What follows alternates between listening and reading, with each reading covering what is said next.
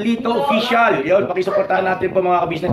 Meron na pong sariling YouTube channel si Kuya Vera, ay si Kuya Lito at saka si Ate Vera. Thank you po. Ano lang po, unahin nyo, Vera and Lito, no? Vera ang nauna. Baka minsan kasi Lito, una, Lito and Vera. Una po si Ate Vera kasi mas malaki siya. So yun na mga kabisnes, salamat po ha, supportahan natin sila. Thank you so much. Thank you po. Ito po mga kabisnes, Vera and Lito official. Yan, official na po sila mga kabisnes. Na sila ay isa na, excuse me po, isa ng vlogger. Thank you po. Sa langaran ng larangan ng YouTube channel. Thank you po, Ate Kuya. Please subscribe, like, and share. Yun no. Salamat. So yun, mapagpalang araw po mga kabisnes naming minamahal. Kamusta po kayo? May bangal daw tayo aming mga kabisnes. Sana po nasa mabuti kayong kalagayan mga kabisnes. Saan man panig kayong mundo naroon.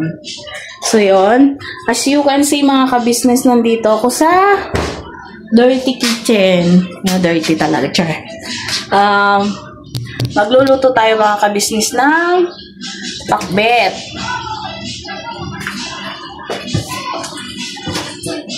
So yun, nakasalang na po ang ating kawali. Sisend ko lang po ang ating camera mga kabisnes para kitang-kita niyo po ang aking ginagawa. So yun. Mainit na po ang ating kawali, parehas po. Kasi dito po magpiprito ako ng galunggong. Tapos dito po sa kawaling malaki ay magigisa po tayo. Sibuyas, bawang na. Itong ganito pumuto ay parang tawag namin ay bulang lang. Kasi ito po yung pakbet Tagalog mga kabisnes. Yung tinatawag namin mga Ilocano is pakbet Tagalog. So, pag-brown na po yung sibuyas at bawang mga kabisnes ay wait lang po, iyuyuko ko lang ang ating camera para kita nyo po. Kasi may mga nagre-request na gusto yung nakikita yung ating niluluto. So, as you can see mga kabisnes, brown na po ang ating sibuyas at bawang. Kamatis po.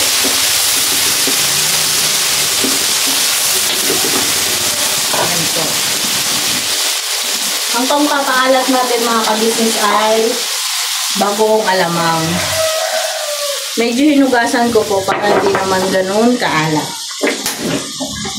Tapos dito po sa kabila, magsasalang po tayo ng magpiprito po ako ng pritong galunggong para partner po.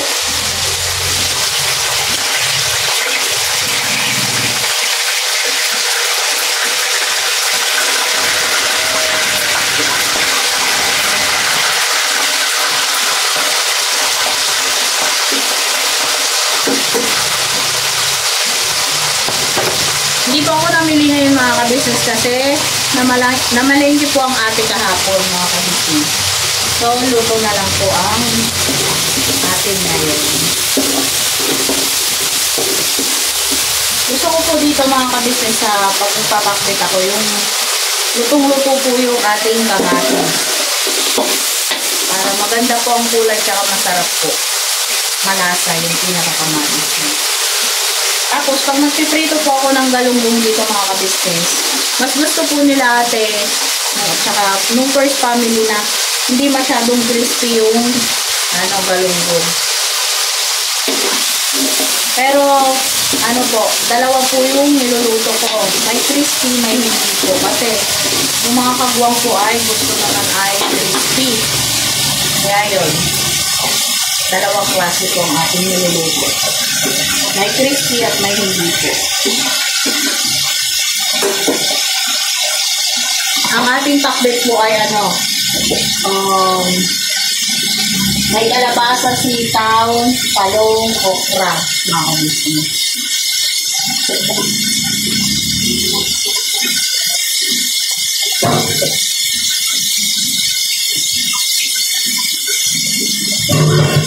Naugasan ko na po kanina natin. Pero, dodoble ko lang ng Papadaanan ulit natin ng hugas para malinis.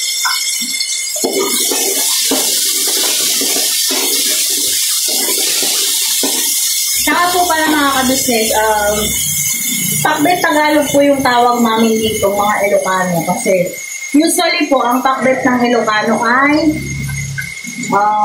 kamote ang nilalagay. Pag ano po, pagkalabasa, tinatawag po namin pakbet Tagalog.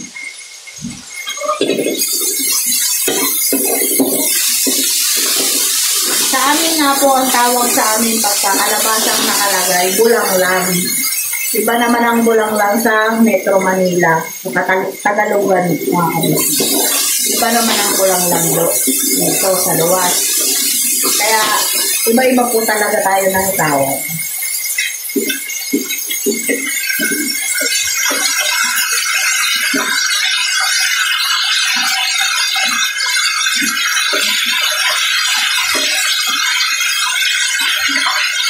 Ang mga ganitong putahe po mga ka-business ay dito po ako sa labas nagluluto para po hindi na po mga moy sa loob yung ating alamang saka yung pritong isda po kasi masyadong matalamsi. Kaya dito po ako sa labas nagtutuloto. Kaya mga ka-business, medyo durog-durog ng ating kamatis. Kunti pa po.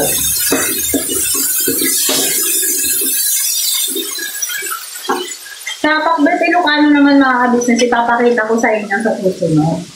Para alam niyo rin po yung way ko ng pagluto ng pakbet Ilocano. Ito po kasi, pakbet Tagalog po tayo ngayon kasi yan po ay binilin yung gayat mga ka-business. Yung kilo-kilong gayat. Kasi mas makakamura po sa ganun. Kasi marami po tayo. Kailangan po yung budget. Ayun, lalagay na po natin yung alamang. Kaya po naka-strainer, medyo hugasan po po. Kasi para hindi naman po siya ganun sa sobrang alat mga kabisnes.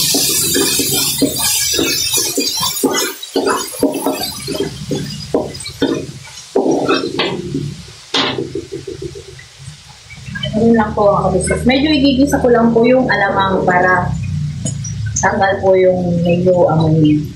Mas masarap po pag medyo nagisa po yung alamang. Alamang po yung tawag naming mga Ilocano dito. Pag dito naman po sa Katagalugan is bagoong alamang. So, ang bagong lang po kasi sa amin talaga ay yung bagong isda mga kabisnes. Dito ko lang nakasanayan na bagong alamang to. Kasi ang tawag namin dito alamang lang po. Pero syempre, nandito po tayo. Edi, yun na rin po ang tawag natin para mabilis na kaintindihan.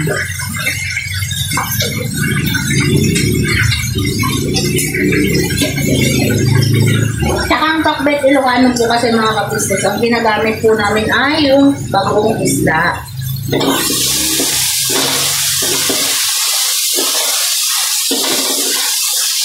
Yun po ang pakbet Ilocano.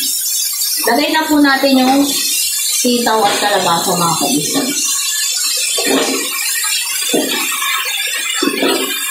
Kasi ito po ay mas matigas kaysa po din sa ibang gulay.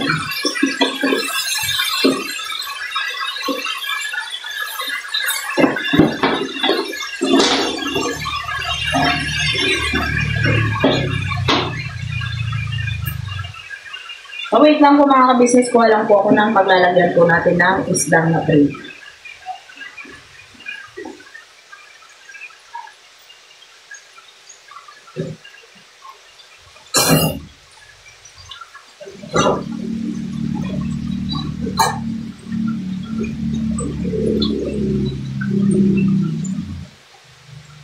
So yung mga kabisnes, nakikita nyo dalawang plato kasi natulad ng sabi ko kanina mga kabisnes, may niluluto akong tostado at hindi. Kung hindi po tostado ay doon po sa doon, kila ate po.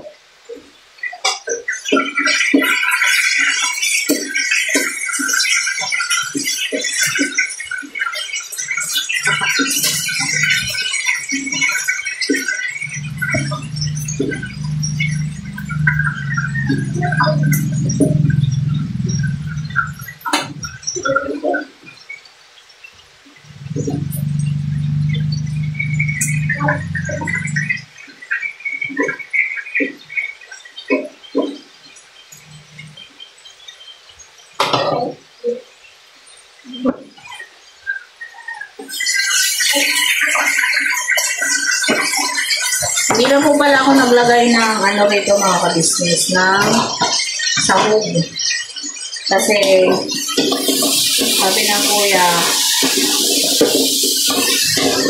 mauumay na raw po siya sa grupo ay tapupok po nung mga nakaraang araw. Kaya dito na po nilagyan, total po. Meron naman pong isda.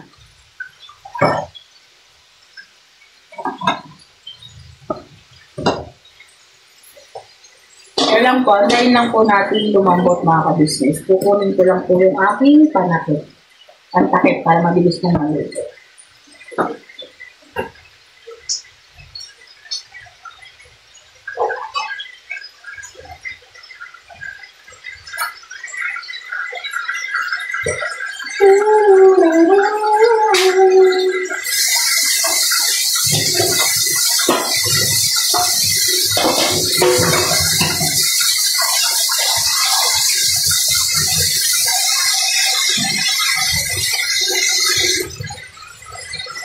Nagdagdagan ko lang po ng konting sabaw mga ka-business para po maluto yung kalabasa.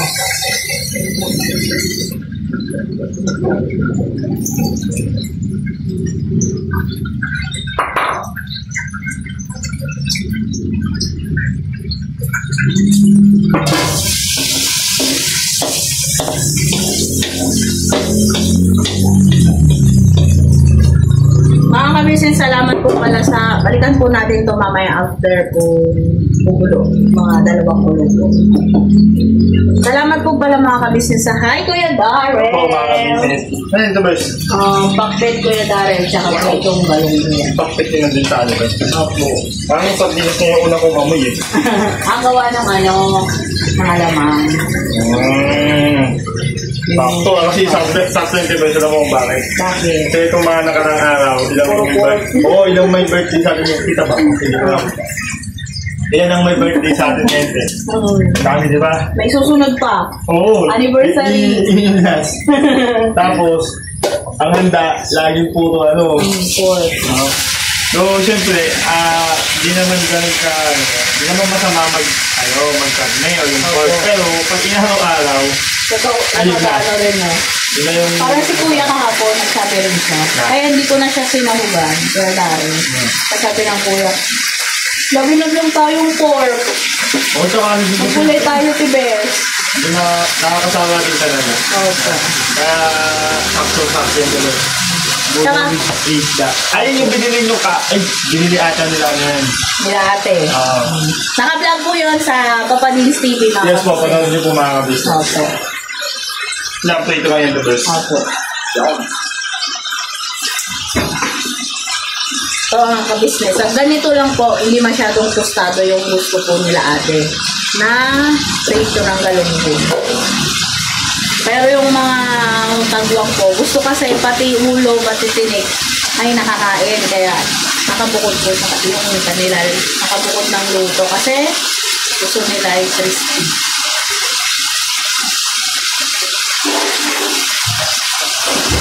Okay, ito ko yung ganun eh. Crispy. Kung nakakain yung ano. Ewan ko, nakasanayan ko na yun eh. Kasi di ba tayo, pag si mama nagluto ng tuyo, ano kasi yun, talagang nasanay na ako na simulat sa food, nakakain yung ano. Ulo sa Nakatinit. Yung talagang kahit anong gawin mo, hindi na siya babaladaan. Kasi tataka nga ako sa iba, pag pinipilikan yung tuyo, Oo. nakalakyan ko kasi na ano, na kinakain siya. So, siguro, baka yun nga, baka hindi kasi siya masyado na, ano no, yung hanggang loob. Parang si Lito, kahit tostado yung luto ko ng tuyo, kawawa siya mga kabisen. Tinatanggal talaga niya yung tinik sa gitna ko yan. Sabi ko, pwede na ano yan, nanyayin mo. Sabi niya ganun, hindi ko nga manguya kasi patlang-patlang yung ngipin ko. May rason naman. Yan, kumakatibay mga kabisnes. Thank you, Kuya. So, yun mga kabisnes, nakuloy na po ang ating pakbet. Saglit lang po ako naman magluto ng pakbet mga kabisnes.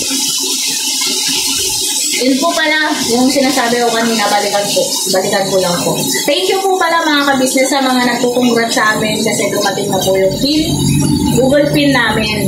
Thank you po sa inyong lahat. Dahil po sa inyo yun, syempre unang-una sa Panginoon, sa ating Panginoon, siya po ang magbigay lahat ng to. Syempre sa ginamit yung instrumento kila Ate Kuya, Papa Dis, Boss Dave, Ate Bodang. Thank you po. Boss Darrell, thank you. Tsaka syempre sa mga kabuwang, tsaka sa mga ex mga ka-business. Syempre, kung wala kayo, wala ang aming YouTube channel mga ka-business. Kaya isa rin po kayo sa papasalamatan po namin ng malaki. Thank you very much po. Sana po huwag kayong magsawa sa mga content namin. Sana po huwag kayong magsawa mga ka-business sa mga content namin. Kahit minsan paulit-ulit yung paglilinis ko, pagluluto. Sana po pagtsagaan nyo para mga ka-business. Malaking tulong po yun sa amin. Malaking tulong po. Sobrang malaking tulong mga ka-business. Kaya, sana po dyan lang kayo mga ka-business. At sana po dumami pa po kayo. Ayun po, may nakasilip. Hanggang sa Tibers, dumating lang yung PIN. Yes, kuya. Susunod ka na rin. Yes, yan, no? Thank you, kuya. Malimas. Yes, malimas. Pakbol.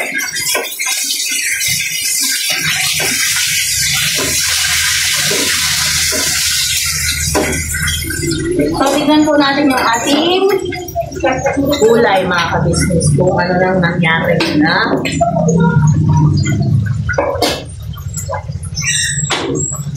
Yun, no? Medyo malambot na. Pwede na pong ilagay yung ibang gulay, mga ka-business.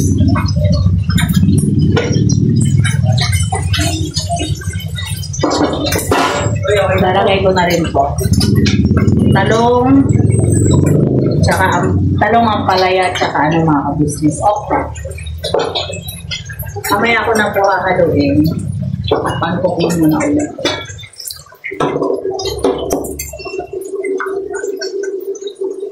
Ganyan lang po ako magluto ng pakit na.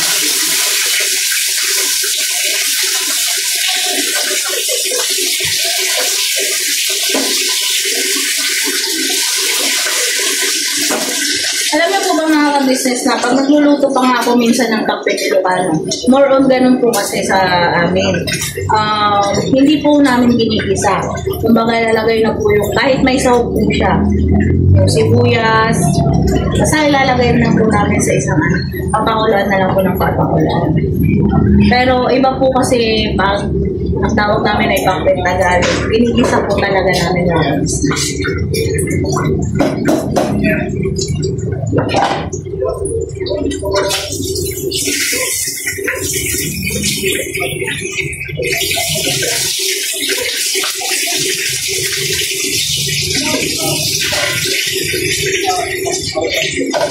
bango po ng isda mga ka-business. Saka yung ano po, ito, gawa po ng alamang, bango mga ka-business. Hindi ko lang kayo mga ka-business maamoy na rin. Kaya mga ka-business, balikan ko po kayo maya-maya at may iti-check lang po ako sa loob yung aking sinaing. Doon po ako sa loob nagsaing kasi wala na po, dalawa lang po ang malagit. Balikan ko po kayo sa gitna.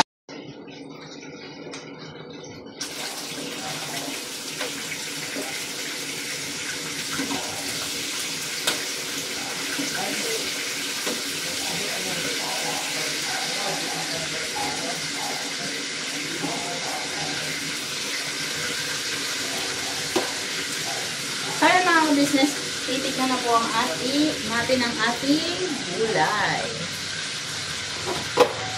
Ayun, no?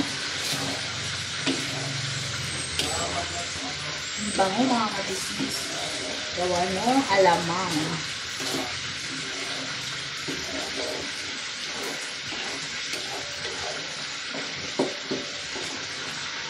Ganyan lang ako magluto mga ka-business. Hindi yung halo ka ng halo. Lalo pagka meron kang nilagay na okra mga ka-business. Titikman po natin para alam po natin kung may i-adjust tayo.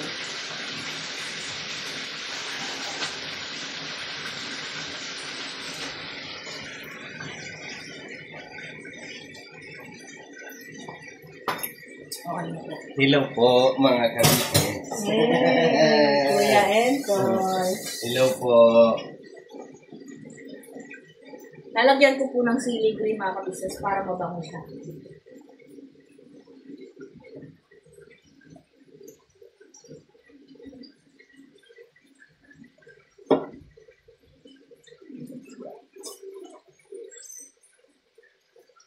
Konting pulo na lang po ito mga kabisnes dito.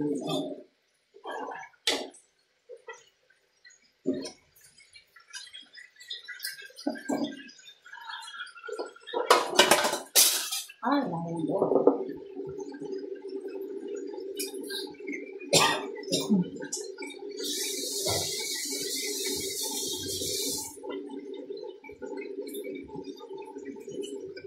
Naiwan ko pa lang ng isang sili. Sayang.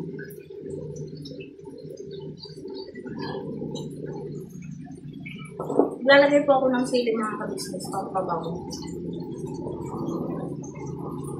So yun mga business, malapit na pong maluto ang ating gulay at konti na lang po rin yung isda mga business. Ayan po, bango na po. Okay na po ito mga business, papakain na po natin. Para hindi naman sobrang overcook yung gulay. Pati na lang po isda.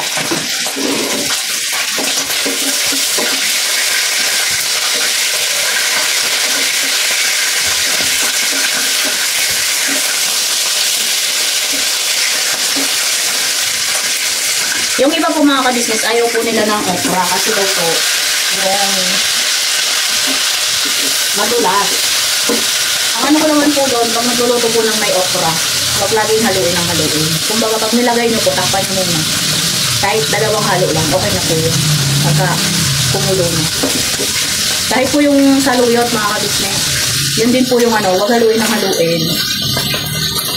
Madulas po kasi yung mga yun, pero yun po yung kailangan talaga ng katawan natin. Sino po mahilig sa saluyot at mga okra mga kabisnes?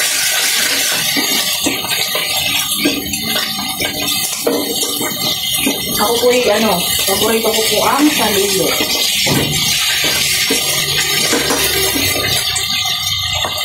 Ang saluyot nga po niluluto ko kahit walang kasama. Yan ko lang po siya. Lalagyan ko lang siya ng bagong isda at saka lalagyan ko ng konting suka at bawang. Solve na po mga kabisnes. Sino po nagluluto ng ganun mga kabisnes? Sino po sa iyo?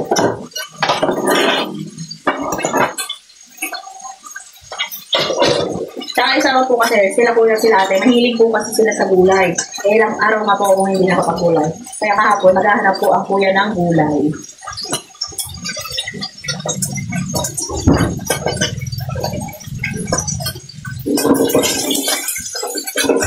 Kaya nung napadaan po si ate kahapon sa palengke ay namalengke na po siya.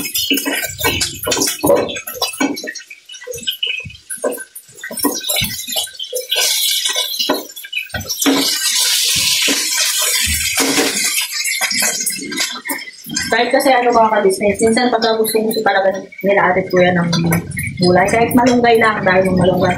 Igisa ko yung sardinas. Solve na po sila din.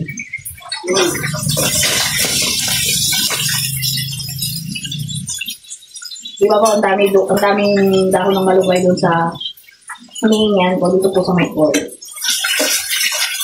Ito naman po ay free kumuha kahit sino po. Basta po magsabi at huwag pong puputulin pa yung sanga para papalitan din po agad din. Kinukuha natin. Kaya siyempre parang hindi po mamatay yung puno.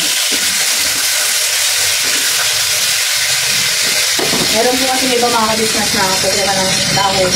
Diba? Pinuputol na nila yung sanga. Pero ako po pagka inaabot ko lang kahit mababa ako. Magkakasama po ako minsan kay Amaro mga ka-business kasi si Amaro ay matangkan. Abot-abot po niya yung mga dahon.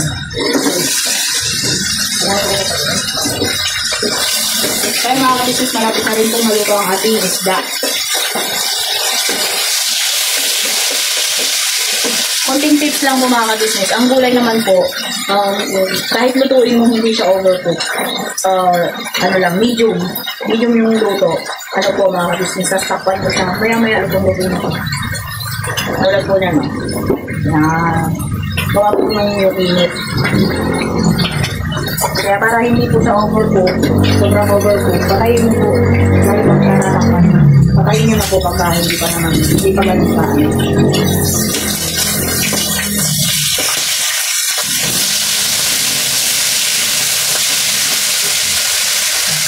Baka po yung tataka kayo, bakit po kung sila yung isda. Meron pa po kasi sa loob, hotdog pa doon siya kaka-bacon, mga kabisnes ko.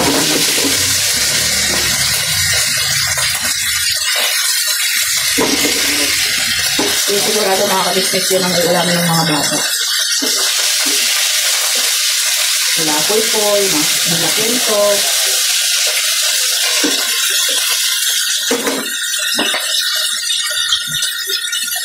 So ayan mga ka-business, balikan mo po kayo, titrituhin ko lang po itong isda. Para naman po hindi kayo mag-boring mga ka-business. Salamat.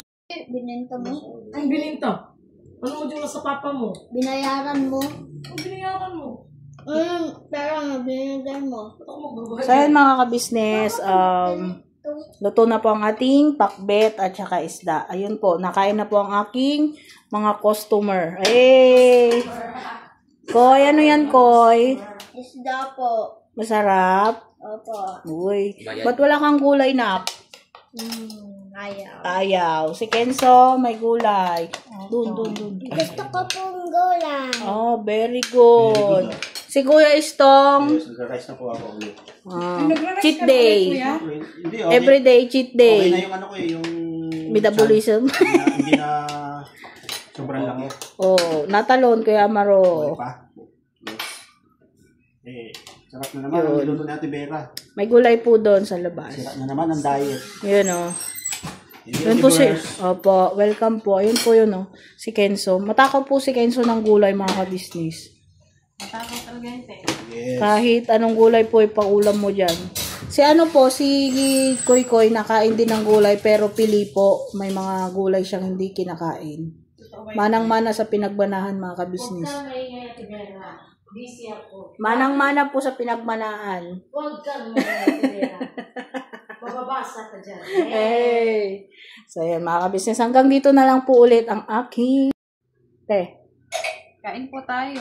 Masarap ba luto ni Ate Vera? Opo. Uy, love you Kenzo. Love you Koy. Hindi nyo ako binubuko, charot. Pero kain na po. Opo. Mag-aya ka be. Ayaw mo. Ayaw tayo mga ka-business. Ayan o. So yun mga ka-business, hanggang dito na lang po ulit ang aming vlog. See you po sa susunod na vlogs mga ka-business. Never say goodbye. Tomorrow is another day. Birabanat lang mga ka-business. Comment lang po kayo kung anong gusto nyo pong ipaluto sa atin. Pwede po basta available po ang ating mga sangkap. See you po. Lechon to, boss. Lechon. Okay. Kain na kuya da. Kain. Ano ulam mo be?